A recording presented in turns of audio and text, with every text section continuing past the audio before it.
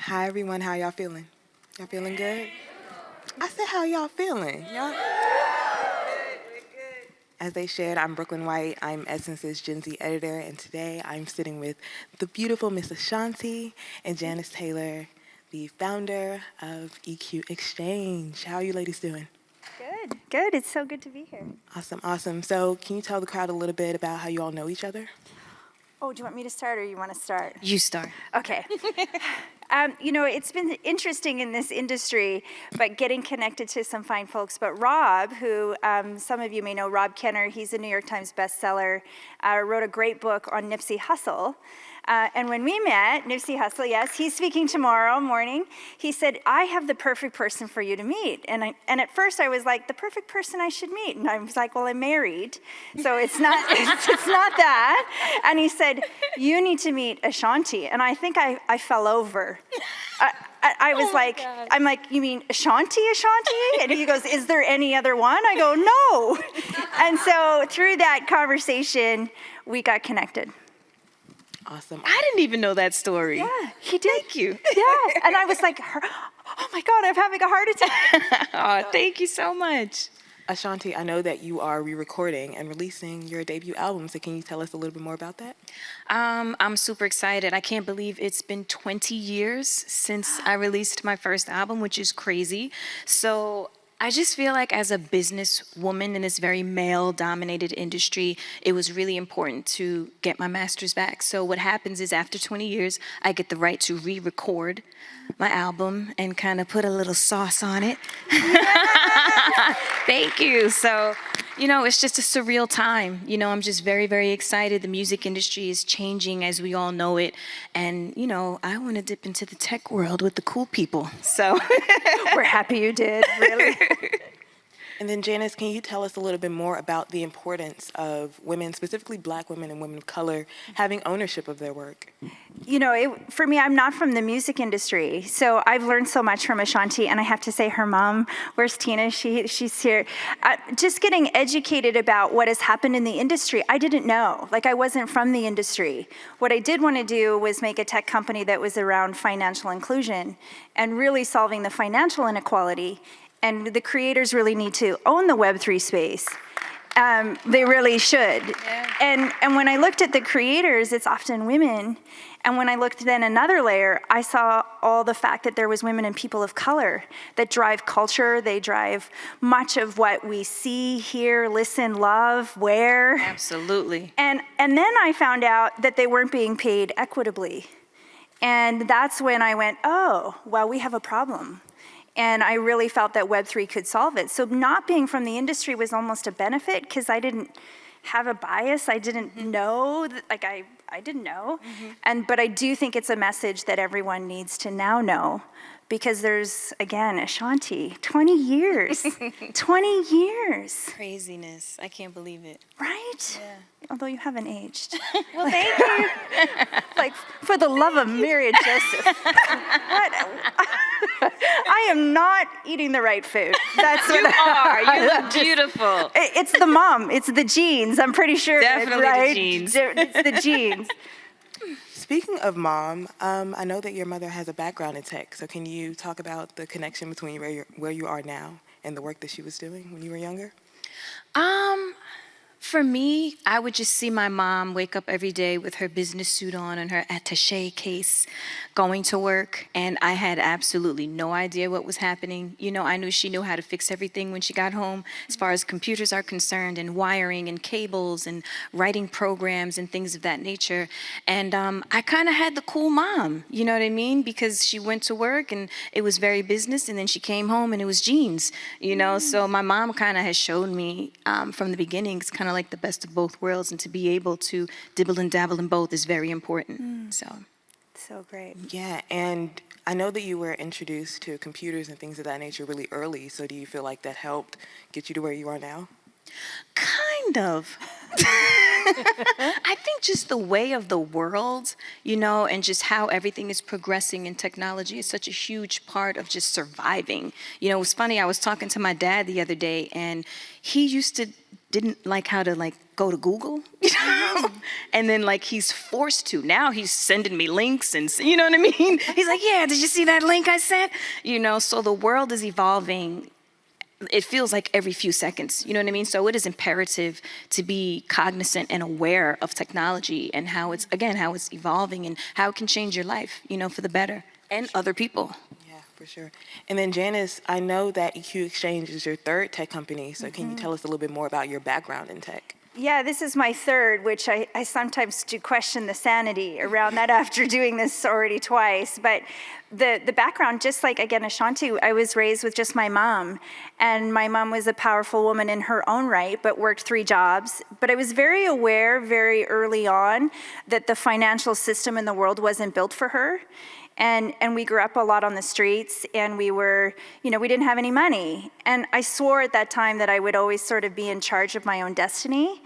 And through that, my first startup was really looking at how children, and particularly children at risk, how they were going to be in technology. And I was concerned that the technology would get into the wrong hands. So I thought they needed like training wheels. Like, can we create technology with training wheels? We all had training wheels when we learned to ride a bike. And through that experience, going back to when I was a kid and then my education, was really focused, again, around how do we heal.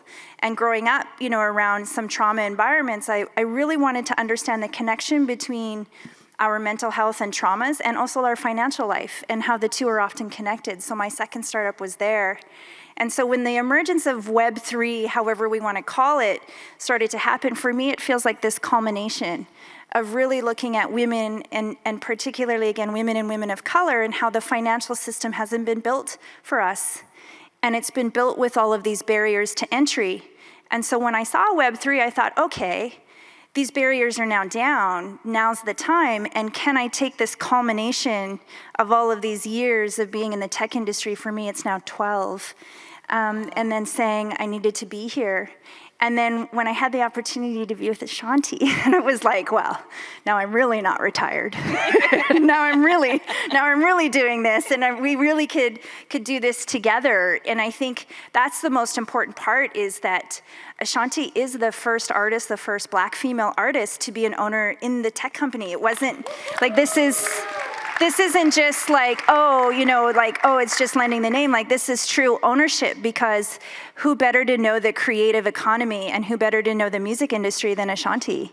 And I felt that this was just perfect for that. But at the same time, it wasn't enough like, just come and do the NFT. It was like, no, we're owners. And so we are a fully female-led tech company, which is also unusual. So. Woo! Yeah. So that's sort of the journey. And now I'm really happy I'm not retired, because that's a good thing. And Janice, I know that you have your answer to the NFT. You've given it a new name. So can you explain a little bit more about it? Yeah, so is everyone here familiar with the NFT and the technology and the word around that? I know it gets thrown out a lot, but so, really it's like a baseball trading card, as if we think about it. But it used to be in the real, and now they're in digital. And we really feel that the name itself is almost getting a bad name. So we call our NFTs MAGs, which is the mutual exchange of gifts. And I know Ashanti will know how to speak about this, because she has had a following of a fan base for 20 years. So this is really even something that I think Ashanti can touch on as well, is the notion around, like, we have a mutual exchange of gifts as human beings. We each have something to give, and it is this mutual exchange. And again, in the Web3 space, it can do that. Yeah. And then Ashanti, how does it feel to be able to interact with your fans in this new way? It's amazing. As I said, when you're able to touch other people without even really knowing them and help to change their lives and to evolve and to make progress, it's a beautiful thing. I'm a very humble person. I'm on Instagram and I do my lives. I talk to the fans. We do meet and greets and stuff like that. So this is another way to kind of just get another layer of one-on-one, and them feeling special. I love your term, mutual gifts, the mutual exchange. So I think this opportunity, to give the fans something that they've kind of given you for so long, you know what I mean? And to say thank you and to keep your fans along with you along the journey is really a blessing, you know? And the fact that we're all doing it just as women and coming from a sincere place, you know? And we're being safe. We have the ones that protect the planet, you know? So I think that's super important. And to continue to spread the word about ownership, you know? So you never know who you may inspire. Someone's in college and they, you know, may be forced with a decision, and it's like, should I go this way or should I try to do it myself and own it myself and take control of my destiny? So I'm hoping that this inspires women to kind of be on that path of just ownership, you know? Completely. I agree. I second that. And then Janice, Ashanti kind of touched on the ecological soundness behind what you all are doing. So can you expound on it a little bit? Yeah, I think that's a really important message, and something that, again, I learned when now getting to know Ashanti is really near and dear to her heart, is how do we protect the planet and what's sustainable and accessible. Those are really the two components of it. So in the Web3 world, you've probably heard this terminology, the blockchain, and if you have, great, and if you haven't, I'm sorry. Here it is. Here's a bit of an explanation for that. But the blockchain is really what all of these ideas sit on, and those can be really bad for the environment. And so when you hear the terminology decentralization, essentially it means that every single computer in that chain has to light up at the same time every single time you do a transaction. If you use Venmo, you know, when we think about Venmo and you send someone money, well, that's a transaction. Now imagine everybody in the world doing that simultaneously every single time, and all of the computers in that chain need to verify that transaction. That's why it's so horrible for the environment, because you're turning those on, and it's called mining, and then we've heard this terminology, gas fees. Those would be often with what we call the first and second generation of the blockchains, which are blockchain and also or Bitcoin and then also Ethereum. We've mindfully chosen something called Celo.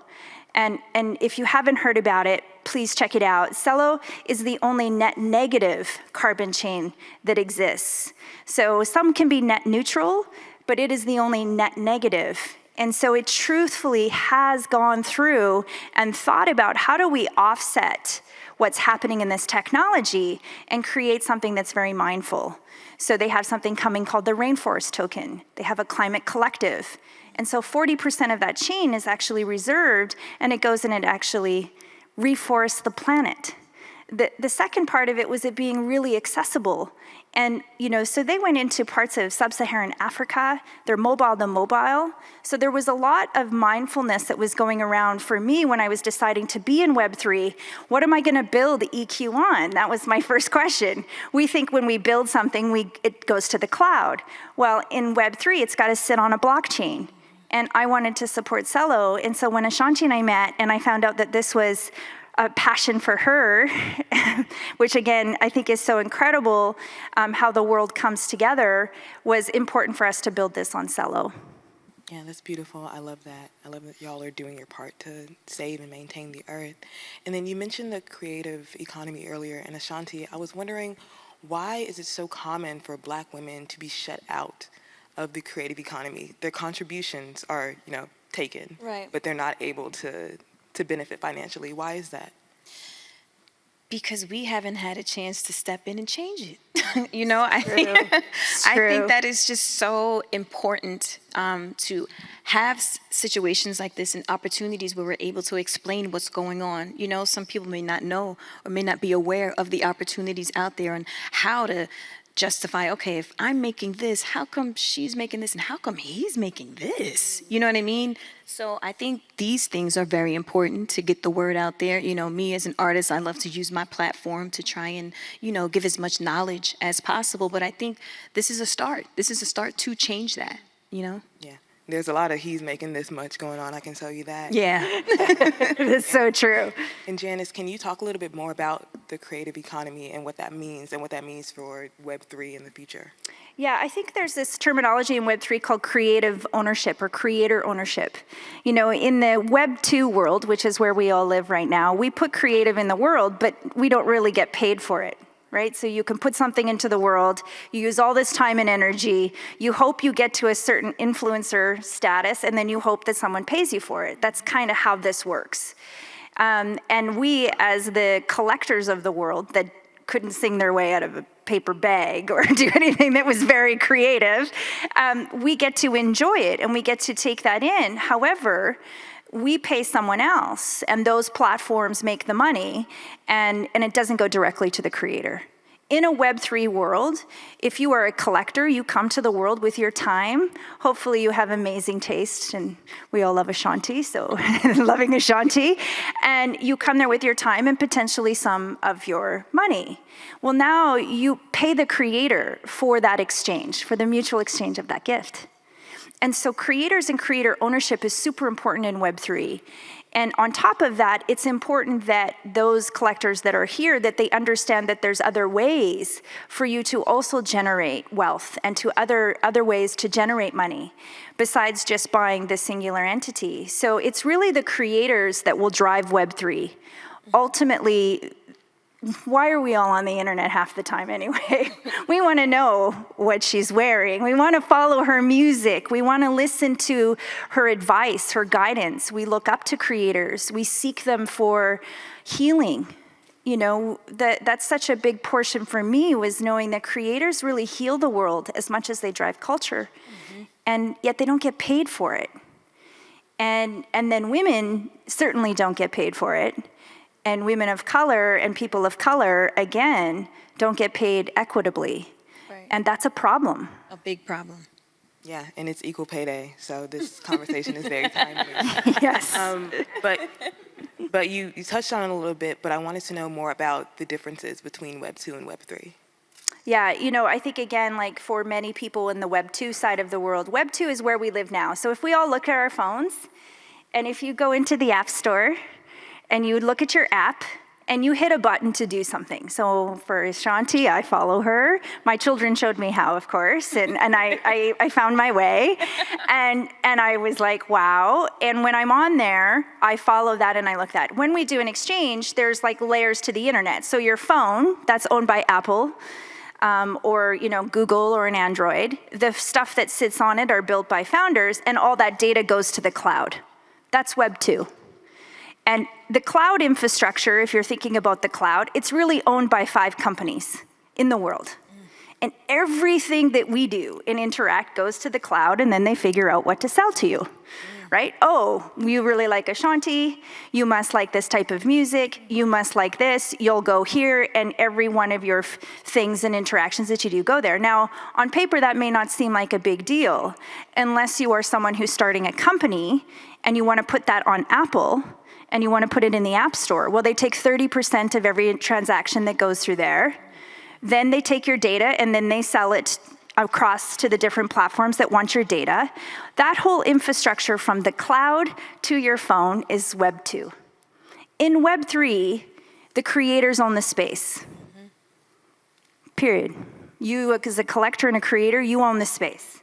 You decide the space, you carve out your section of land, and you own that. And no one owns your data. And no one can have your data. And they can't monopolize your data. If you want to listen to a piece of music or follow someone, you will pay them directly for that exchange.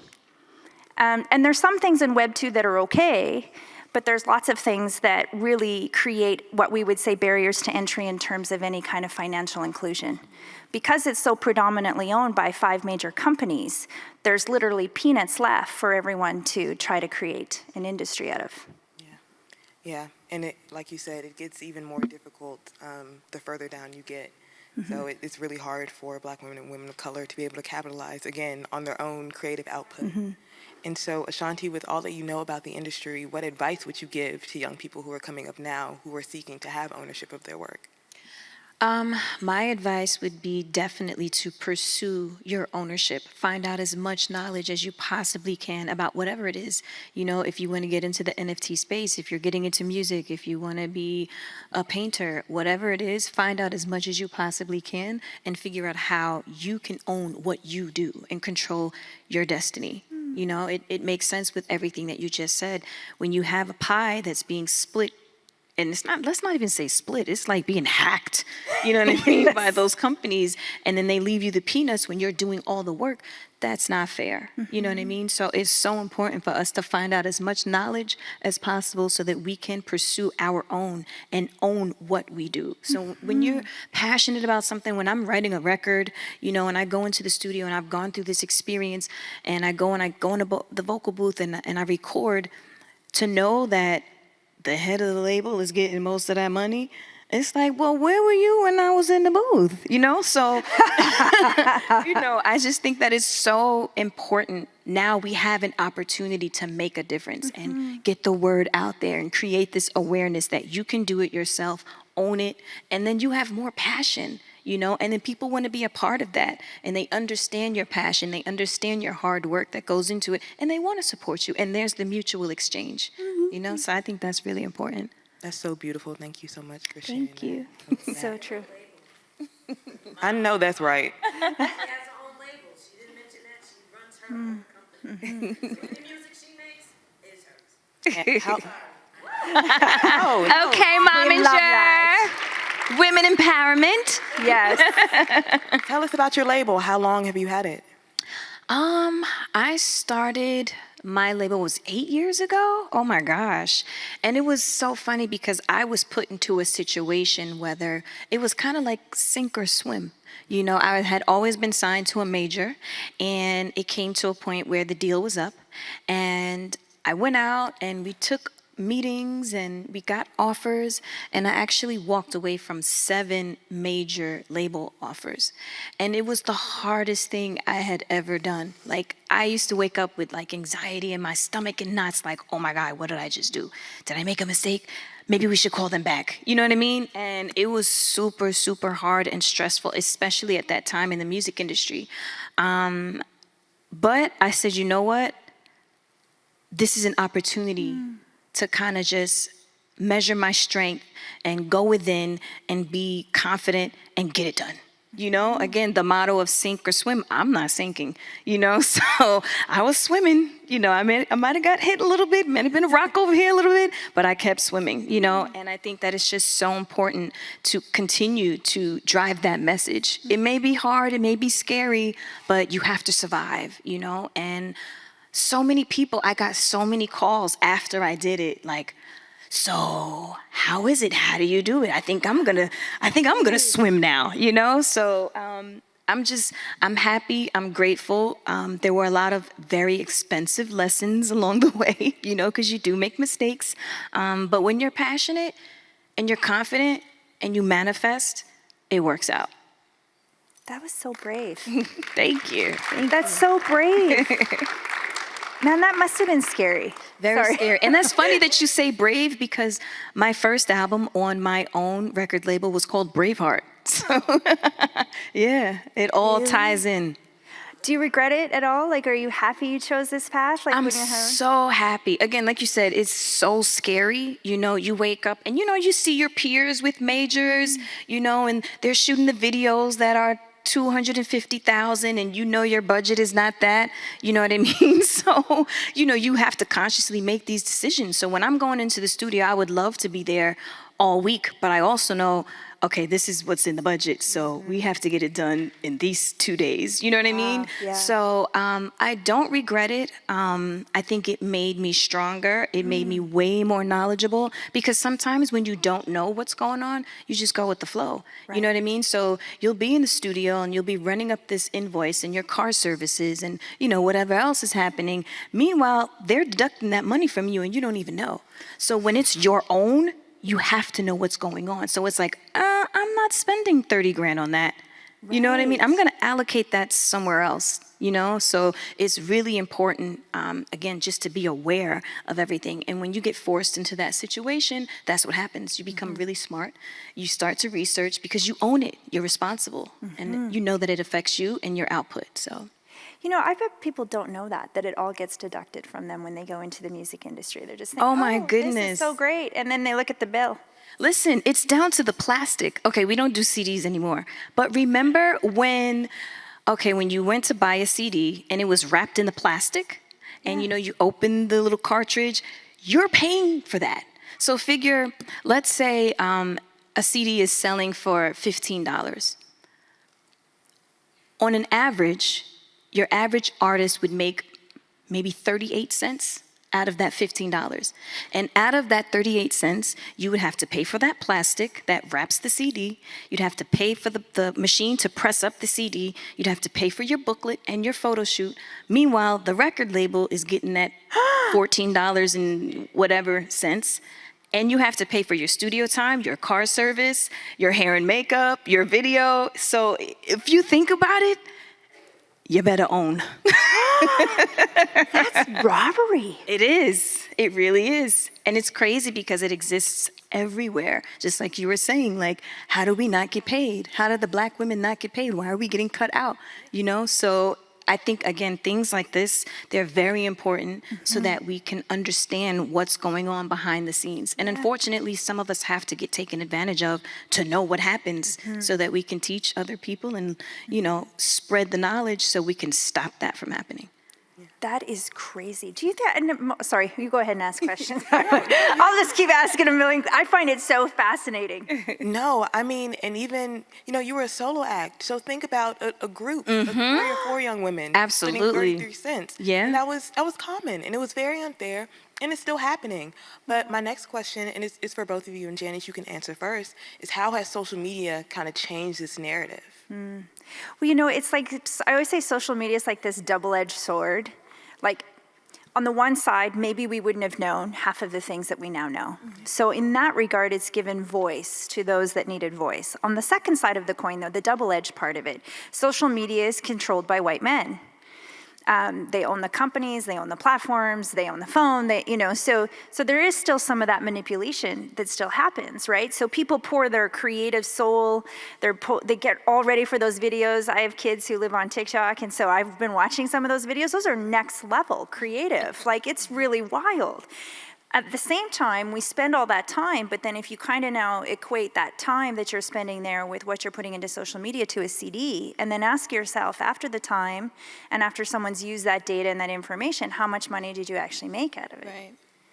Because now, you know, when in the old days it was in real life, where, like for me, was buying cassette tapes. I'm really going to date myself, but I was so excited to get one. You know, it was a very coveted thing. Then we went to CDs, and then music went into digital. So now we don't see it. And so since we don't see it, we think that those expenses maybe are gone. And then now a lot of our creative content is digital. Art is digital. So much is digital. So we lose sight of the fact that it still costs money. And so social media for me was like so beautiful in that I learned so much. That I'm Canadian, so there was so many things I wouldn't have known about even in the United States, the environment here, without some of that. I didn't know about the financial structure in the United States until I decided to put a company here. And then I learned about all the barriers to entry that way. But, you know, I think it's really fascinating what Web3 can do now with your creative, because you should be paid directly. And like the fact, like with Ashanti owning her masters, she can be paid directly now. Like this is so monumental that I think it should open up a whole like can of worms of like people following you and you being first, which I love when Tina and I were chatting about that too, about you being first. I think it's so great. You're first. Yay! And you're leading these women. Can you imagine how many women in the industry are going to follow you now? I love it. I love it. I love to be able to have the opportunity. Again, that mutual exchange. I know, right? I love it. That's my favorite. Just one quick thing. I'm sorry. Can I just please hear the announcement one more time of why we're here, Ashanti? Ashanti? Janice. No, you. Really, it's like Ashanti is the first black female artist to be an owner, equity owner, shareholder in the tech company. She's gonna make decisions. And so, like, she is making decisions. So if you are an artist in the world that is thinking about putting your creative over here, you should probably come here, because not just because it's our company, but because Ashanti has led the way for so many of us. If you're a woman and person of color, you've got to read the fine print, even in digital, of where this is living. at EQ, we have been so mindful, you will always retain your ownership. You can leave when you want to leave. There is no exclusivity. There is none of that. And she is the first Black woman, female artist in the world to be in charge here. And this is so important. It's so monumental. One statistic is right now in Silicon Valley and in the world, 1.1% of all the venture capital money, all of the tech companies that we all live and work with, only 1.1% goes to women, and even less than that goes to women and people of color. 1.1%, this is a 2021 statistic. So women do not get funded, people of color do not get funded, and if you don't get funded within the tech industry, it's really difficult to make a go of it when they're giving millions and millions of dollars to the traditional prototypical, what they would call founder. So the fact that Ashanti is the first, and that she's doing this, and bravely doing this, with a crazy Canadian, is just really, fun. And I am the first, and we are doing this together. I'm just so humbled, and I'm so grateful that you extended. You see how this works, though, from woman to woman? It's a mutual exchange. Actually, exactly. It's that mutual exchange. And this wasn't offered from a man. It was offered from a woman, so that says something right there. So I just want to say thank you so much for this opportunity. This is amazing. And when we first started to talk, there were so many companies that kind of came after us and, spoke about situations and working together. But when we spoke, it was just something that was sincere, and I felt like, this is a little different, and the fact that you allow the artist to own their IP, that's something that raised a flag for me, that's different. The other ones weren't talking about that, so I just want to say thank you so much, of course. Just for believing in me, believing in this whole movement, you being one of the only females doing this as big as you are. She's a boss. Don't get it twisted, everyone. So I'm just so happy. I'm so humbled, and thank you. And let's do this journey together. We're going to make history here. We really are. We really are. And what's so cool too with Ashanti and I is the fact that, even though some of the companies look like Web3 or you can buy NFTs, they're doing the same tricks. That's why I said that everyone needs to read the fine print, because we believe in transparency. We believe in it being an open space. But more importantly, we want the space where artists can be creative and to have the time to be creative to develop the art. And when I started to get educated about the United States specifically, because I'm not from here, and in between my second and this startup, I was working with a company called Black Tag, and they were two Black men running this company, and it was a Black streaming platform for only Black creatives. And they couldn't get funded, and I couldn't believe they couldn't get funded. Wow. And so they had educated me specifically, which I didn't know, because it was not part of something I would know, was how much Black creatives drive culture. And when he educated me about the statistics, I never heard of Black Twitter, for example. I didn't know that was a thing. I didn't know. And then I learned about Clubhouse, and then I was like, oh my God, there's this thing called Clubhouse. And I did not know any of these things. And he was like, did you know this? And then they went back, they're like, well, you know where Elvis got his moves? And then I was like, what? So I got a whole musical creative education that it all originated in Black culture.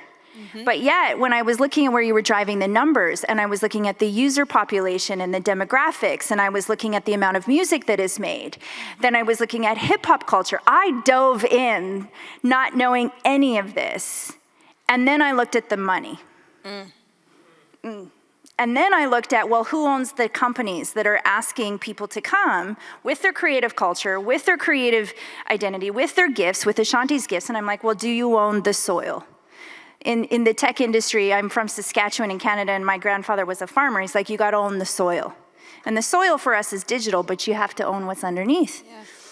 And when I saw that they weren't owners, they weren't equity holders, they weren't, they're spending all this time on Clubhouse, but they couldn't be investors. They couldn't have shareholders, but they're like, oh, come put all your wonderful talents here, but you're not going to own the soil. Right. I swore to Jesus, I was like, I am not going to do that and be one of those people. And so when I met with Ashanti, of course I said, well, I'd love your NFT, I'd love you to do that, but you have to be an owner. There's no other way I can do this. And so we can sit up here. She is an owner. She is next to me, the biggest shareholder in this company. This is not token. Whew. This is not token. She will have she will have just as much, and she will be hopefully in my ear teaching me about music because my taste is questionable. So it's very questionable. I'm going to see her perform tonight, and so you will see my very bad dancing. My very bad dancing on the side, very bad dancing. Give me a couple cocktails. It gets worse.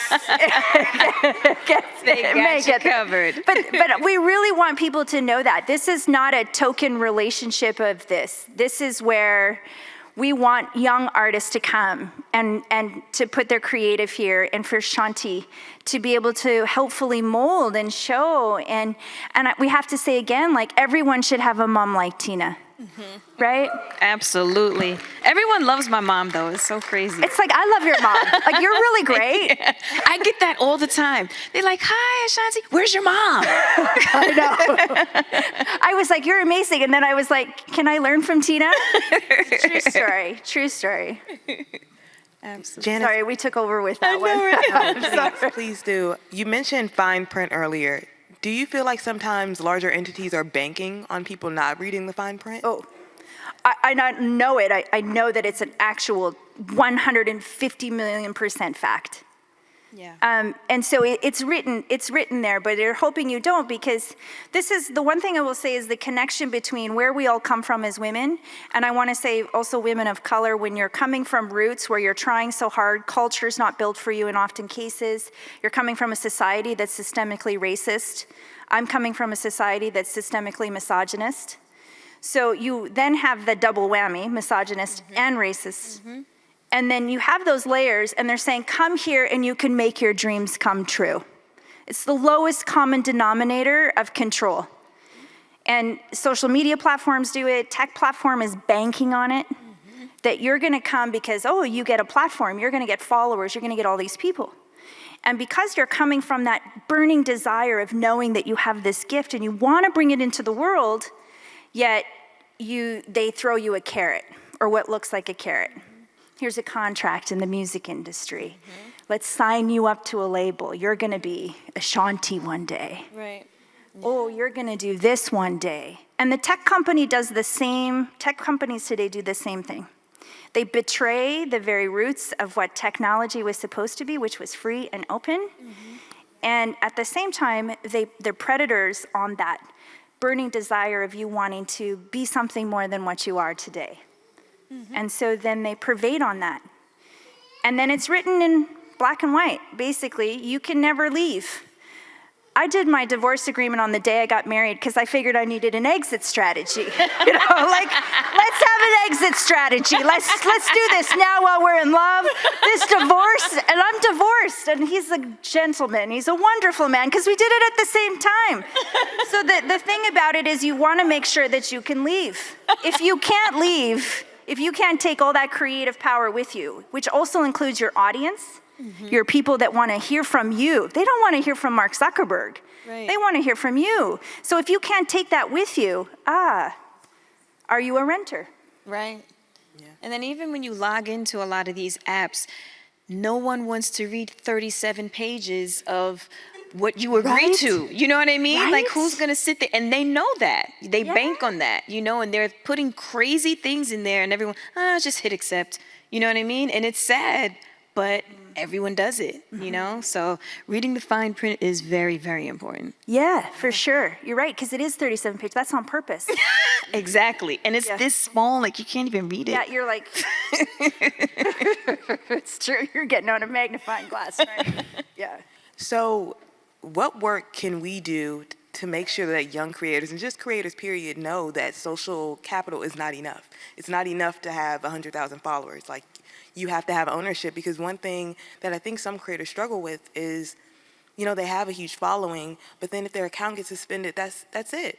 There's nowhere for them to go. So how do we continue to stress the importance of having some sort of ownership beyond the platforms that we're using every day? Want me to answer that? Yeah. Okay. If like you could Come answer to that. Web3. Come to Web. Yes. That's the answer. There's our 37-page terms and conditions. Just come to Web3. Exactly. Yeah. That's how it will happen. But I think that's what Web3 really is, and this is something again that Ashanti and I've talked about a lot, is the mission of making sure that the collectors are educated about this space. And so making sure that even when you're coming here to really engage with your favorite creators and your artists, is that you also know the other ways that it can benefit you. So whether you're a creator or a collector, there's lots of different ways that it can benefit you. But you kind of got to get through the pain point of learning it. So there's like a certain pain point of like diving in, and learning it, which we feel very passionate about everybody really knowing, because there is an opportunity for you to really change your life here. And if you are a creator or you are a collector, it's kind of the wide open, wild, wild west in some ways right now, but it's not gonna stay that way for long. And the same dudes, sorry if there's dudes here, that bought up Web 2 are buying up Web 3. And if you think about it from a land perspective of Web3 being this land, people are just grabbing up space, then you're gonna go there with your creative, but it's going to be the same scenario of here at Web2. So it's really important that you learn about the space, take the time. It is painful, but I'd also say that that's also by design that we talked about. Because again, if it's hard or confusing, and the more hard and confusing and the more barriers to entry, the more the systemic racism and the systemic misogyny can take foot. Because if it's uncomfortable and they're like, oh, look over here, look over here, look over here, let's create all these barriers to entry, the same system can take root. Yeah, that's very true.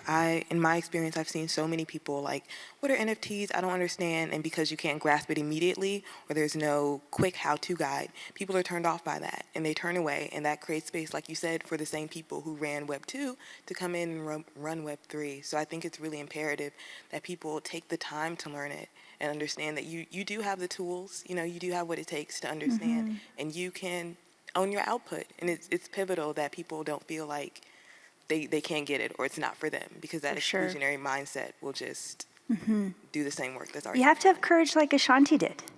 Braveheart. It was scary for me too. I was hitting Janice like, okay, explain blockchain one more time. But it's important to ask those questions, and even it goes back to me deciding to create my own record label, walking away from those safe spaces that were robbing me was scary. And it's like, even though I knew, this is not really the right thing to do, it was still scary to do something else, but you have to dive in. If you don't dive in, you will not evolve, So true.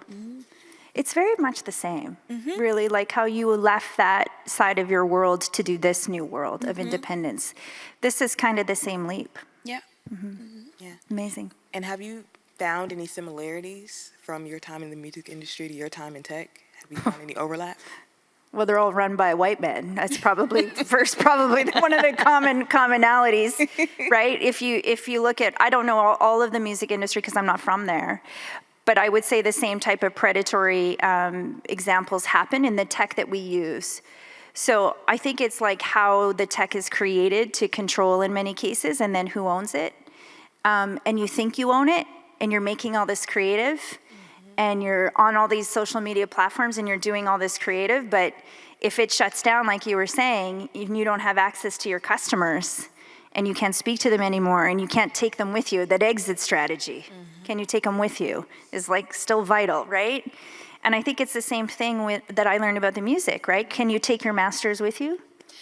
The thing is, when you sign, and now these are 237, even more than that. We're talking about 37 pages on Instagram. But with these record label contracts, the literature is just like such a turnoff. You know what I mean? So if you don't have the attorneys and the team of people to help guide you and navigate you through that, you're going to be sucked in for like life. You know what I mean? So the exit strategy for me was, okay, it's 20 years now. You know what I mean? And it's crazy. And what I'm hearing now is that because artists like myself are going after and understanding that I can re-record my masters and own, they're making it harder now and putting things in the contract to block that, which is crazy, because you would think after so many years and selling so many records, you guys are making so much money. Yeah. Give it back to the artists. You know what I mean? It's just common sense. You know, they don't know about the mutual exchange. Yes, The mutual I'm exchange. telling you, You it's know what every I mean? time, We have right? to make T-shirts that say mutual exchange. We do. We do. Yeah, y'all Because if they heard had- it here first. If they had operated that way, then even just to be fair, How could you imagine how much more you would get and give if you had the freedom? If they even gave us $5 from the 15, you know what I mean? With that creativity, and you can go and be free and, Yeah. you know, do this for this person and create this, and all of that energy would be so much more applied when you have your own to go and the freedom to do what you want to do with it. But the fact that they give you like 38 cents out of that $15, it's crazy. You know, so I had can't we, believe that. yeah, it's crazy. So had we started like this kind of thinking a long time ago, things probably would be better. There probably would be we'd probably be way more advanced because of just having that freedom, that creative freedom to do what we want to do. But when you're limited to this, it's like, okay, I have to think about so many other things. I can't even concentrate on being creative because I'm getting robbed and I got to pay bills. So how can I be creative, you know? wow. Do you think that more artists are going to go this way now, more independent? Do you think it's changing? Sorry, I'm hope so. asking. I hope I could so. work at Essence. I hope so, and I think so. I think a lot of people, it's funny, two of my peers called me when the announcement came out 8 years ago when I said I was creating my own. Yes, when I created my own. 2013, when I created my record label, and they were like, so how did you do it? And are you scared? And is it working? And I'm thinking about going this, because I'm not going to lie, a lot of people were nervous. Some people laughed. They're like, oh, that's finished. That's never going to work. She's never going to do. Yeah. A lot of backlash comes with it. You know what I mean? So it's scary, you know, when you have people doubting you and you have people like, oh, that's career suicide. You know what I mean? You have to stick with the labels. Now is totally different. You know, now it's more of a, wow, I respect that. I respect that move, you know? So it's scary, and you're going to deal with things that are uncomfortable, and you're going to have obstacles, but you have to evolve. And that's why I'm sitting on this stage. Yes. You know, and now you get to fully use Web3 to its fullest, which is also really rare. Absolutely. It's because amazing. I'm sure the labels are trying to figure out in that whole system how Web3 is going to impact those artists now. Oh, absolutely. Absolutely. Yeah. Wow, that's so wild. Yeah. I'm so proud of you. That's Thank so you. good. You did too. this, like 20 years. No one should have to wait 20 years. Right? That's insane. It's insane. Most marriages end after 7. there's like a high court. Can they not do something in the, something different? Anyway. Janice, what is the most important lesson you've learned as a woman in the tech industry? Oh my God, besides not taking no for an answer. The most important lesson, I've been in this industry for 12 years, and my feelings used to get hurt a lot because I'd be like, well, what do you mean you're not going to fund me? What do you mean I should go find a white male co-founder, which I got just last week. True story. There's a lot of the obstacles that are there as a female-led company. I think because I'm so passionate about women and I'm so passionate about solving financial inclusion. Like when I just took the time to learn about the barriers to entry and the systemic misogyny and racism built into the financial system from day one, made me so outraged in some ways that it's what drives me. And I always say to other founders, if they're thinking about being a founder, I'm always like, solve a problem of your heart, not of your head. Because if you solve a problem of your heart that's born to you, that you've experienced, that you know, you can take all those no's and you can take all the garbage that comes at you On the beautiful side of this industry, there's amazing humans that truly believe in innovation, and that's why I love Web3, because it's possible right now, and I just caveat with right now. And so we need women to know about this space. We need people of color to know about this space. We need any marginalized community to know about Web3, because it's actually where you can benefit right now.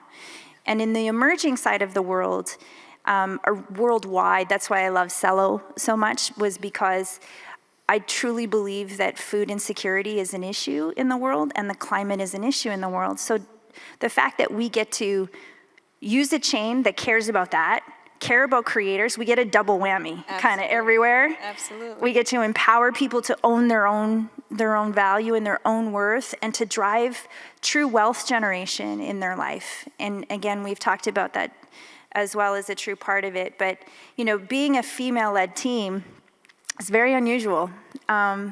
We are the only platform in the world that is specifically in the music industry, in the NFT space and Web3, that's fully female-led. So we're very excited about that. Yes.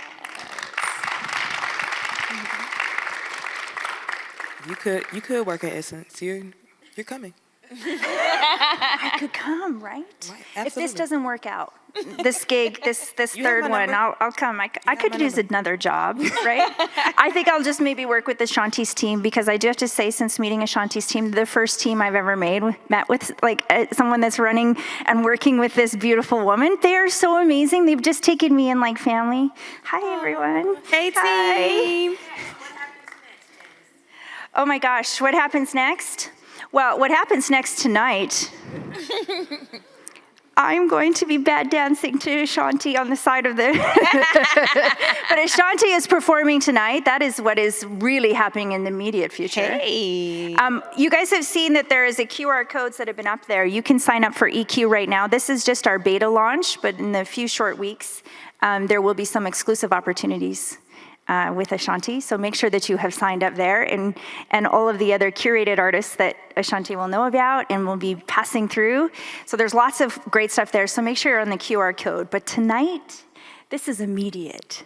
You're gonna perform. I'm going to perform. I'm so excited. Yay, yay, yay. And is it at 9 o'clock at Empire Garage, I think it is? Yes. Yes, ma'am. Yes. Is that where we're headed? Yes, we are headed there.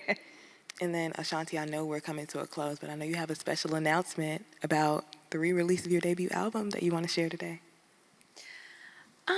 I will say that there's something very special happening, and get those QR codes ready and scan them and be a part of this world, because there's going to be a lot of exclusive, special, mutual exchange happening very, very soon. Yeah. You heard it here first. I'm so excited. Me I'm too. so happy you're here, and you're doing this, and your bravery. I'm very, very excited. I'm grateful. Thank you so much again for just extending your warm heart and your knowledge and your courage, and just, continuing the narrative of women empowerment. It's so, so important, especially nowadays with everything going on around the world, which is super crazy. Yep. I'm just happy to be here. And, I think we're making a difference, and that's important. Yeah, so we're coming to a close, so do either one of you have any closing remarks? Well, okay, first of all, I have to say something, of course, because Ashanti's chosen a chatty Kathy as a partner.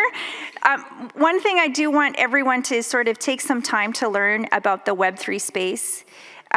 It's really important. I know that it can be painful for those that aren't new to the crypto, blockchain, NFTs. What are they? What's a wallet? We're here at EQ to really be that light. So come to our website, hit us up, sign up.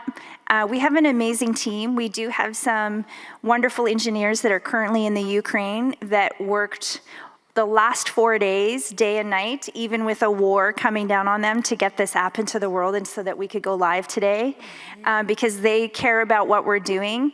It's just so important, again, for women, people of color. They need to be in this space tenfold, and we need to own this space. And if you are a creator in the world, Please come to EQ as well. I can promise you only one thing is that you will be treated fairly and equitably, and you will have a good exit strategy.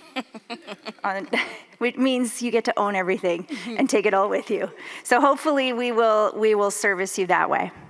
Yeah, that exit strategy is key. Exit strategy. Everyone's going to be like, what's your exit strategy? You guys are going to be on Tinder saying, what's this exit? Hey, let's get the exit strategy of this relationship down right now. And then Ashanti, is there anything that you would like to add? Again, I'm just so happy and so excited, and this opportunity is like one in a million. You know, I was so like scared because, like I said, so many different companies were approaching us, and I'm glad that I waited, you know, because there were people that were throwing big numbers and that fine print, you know, and things like that, and it just didn't like sit well with me. So I'm just so humbled, and I'm so grateful to have this opportunity to be able to pioneer something and be the first, you know, and make a difference. And you know, I'm looking forward to seeing everyone, you know, with EQ. EQ. Hey. Yes, EQ. It's called the Great Equalizer. It is about equality and Yes, equity. and equity. And equilibrium, and it's how we can get that balance in our mutual exchange of gifts. Absolutely. So we are here to lead that way. I'm so happy you Me joined us, too. and the team. Yes, and we will be doing some special things musically. I know we touched on it, but you know, Just we a have to little bit. keep them coming. Gotta keep that We're doing mutual some exchange. Yeah, that mutual exchange is coming musically. We're very excited about that. I can't wait. I can't wait. That's going to be so fun. It's gonna That's be what's so amazing. cool about the technology. You really get to do so many different things. Well, that is the end of our talk. Thank you all so much for joining us today. I really Thank you, appreciate it. Brooklyn. Thank you. Thank you. Janice, you are beyond brilliant. It has been such a joy and an honor to listen to all of your wisdom today. You have a wealth of knowledge about the world of tech, and I know that you're making it a better space for women and people of color, and I thank you. Of course. Well, it wouldn't happen. We wouldn't be here without Ashanti. Of course. Oh, Yeah. thank you guys Gotta so give the much. queen I her wouldn't be here flowers. without you guys. Thank No, you we so would not much. be. We definitely, you would not be knowing about EQ. You'd be knowing about what is that? And then lovely Ashanti. She has changed all of this for us. You really have. Thank you so much. So Thank you. amazing. Yeah, Ashanti, you've broken barriers. You've done it all, and now it's your season, and we're so I'm very excited. grateful. Thank you so Watch you much. thrive. Thank you. I Yeah, appreciate you. thank you for coming, everybody. Thank you.